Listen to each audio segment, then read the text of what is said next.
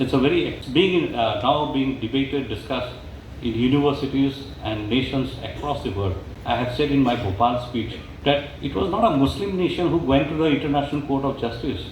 It was South Africa who went to the International Court of Justice to declare Israel as a terrorist nation for committing violence on the unarmed citizens of Gaza. That's a different aspect. We are digressing from the topic of today's topic. But in this critical essay, Justice Gautam Patel finds that by and large, in his examination, he finds that by and large, the Supreme Court has supported the environmental cause raised by non-governmental organizations, except one exception. He says the Supreme Court has not shown the same degree of support to cases challenging infrastructure projects. This is the catch. Justice Patel says it is precisely this area, projects of infrastructure, where there is large-scale felling of trees and destruction of forests, that an intervention of the Supreme Court is vital. And it is here that we find a reluctance to come down on the side of the environmentalists. He says the jurisprudential inconsistency is apparent when one sets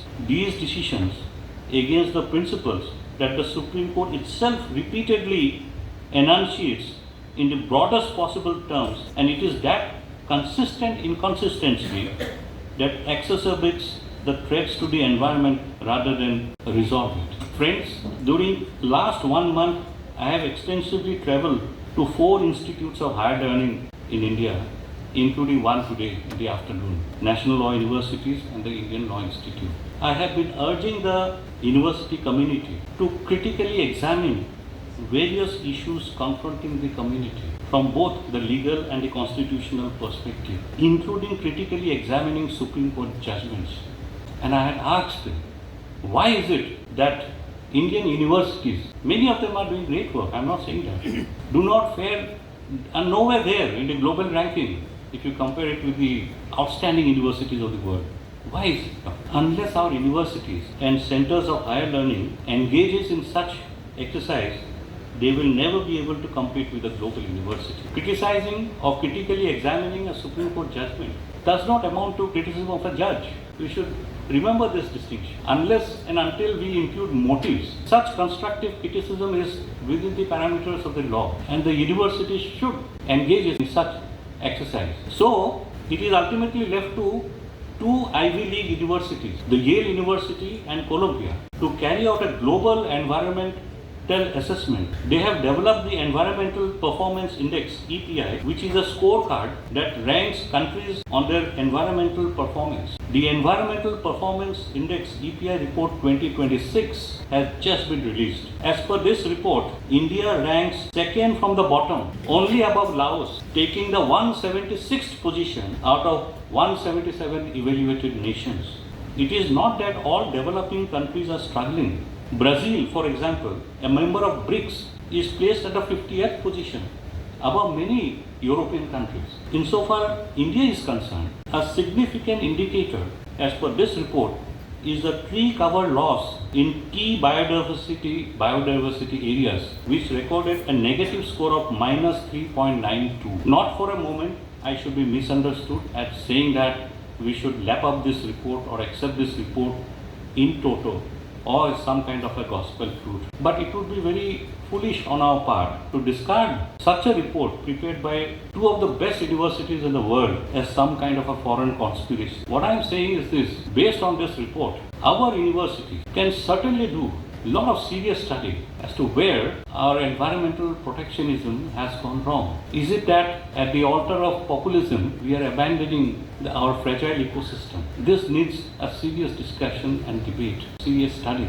and that universities can only do this. But that is the stark reality of India today. The uncomfortable truth is that an environmental degradation are not issues which can fetch political dividends. They are not issues which can win elections in the way subsidies, jobs, or identity politics are. In Northeast, identity politics is so central to everything. There is no major vote bank to be gained by addressing the concerns of environment. Therefore, issues concerning the environment are not a priority for the politicians or political parties. I am not saying this political party, that political party. Political parties, politicians across the spectrum. There may be an honorable exception. but generalist or the political government. It is therefore left to the citizens, the conscientious citizens, civil society, like today's gathering, who have attended this meeting in such large numbers, and the courts, the constitutional courts, to take up issues of environment.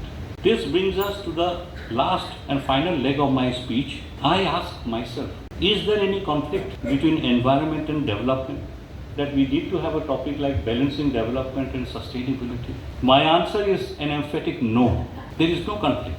3 decades ago, 30 years ago, Supreme Court itself had recorded in that famous Vellore Citizens case that the traditional concept that development and ecology are opposed to each other is no longer acceptable. 3 decades ago it was said by the Supreme Court. In my Vanashakti review judgment, my minority judgment, dissenting judgment, I have said that it is most unfortunate that a false narrative is being created pitting environment against development. It's a completely untenable binary in as much as ecology and development are not adversaries. Both are part of the constitutional construct of sustainable development. There is no antinomy between development and environment. There can be no development or model of development which is based on the destruction of environment. In fact, worldwide, environment or environmental protectionism is an important index in the measurement of the development trajectory.